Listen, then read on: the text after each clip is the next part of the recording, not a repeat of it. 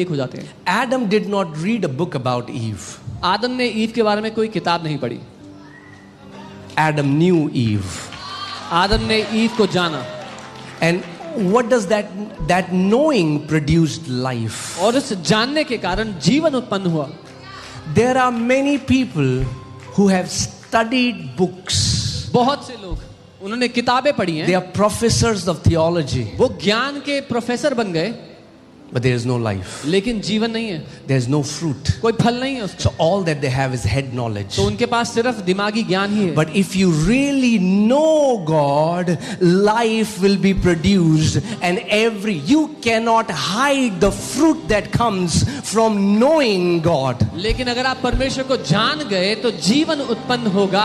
परमेश्वर को जानने के द्वारा जो जीवन उत्पन्न होता है उसका फल आप छुपा नहीं पाओगे। When husband and wife, when they come in union and a life is produced, they cannot hide it. जब पति पत्नी एक होते हैं और एक जन्म होता है तो वो उसको छुपा नहीं सकते हैं। Maybe for a few months. शायद कुछ महीने के लिए छुपा But then पाए, it starts to show up. लेकिन फिर वो दिखाई देने पड़ता है। See, that's the thing. Majority of the church is fasting and praying to get. We stop fasting to get, start fasting to know. यही दिक्कत है। अधिकतर कलीसिया उपवास प्रार्थना कर रही है कि कुछ उनको मिल जाए।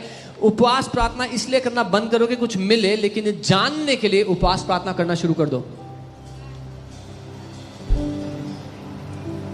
You know, religion tells you what to do.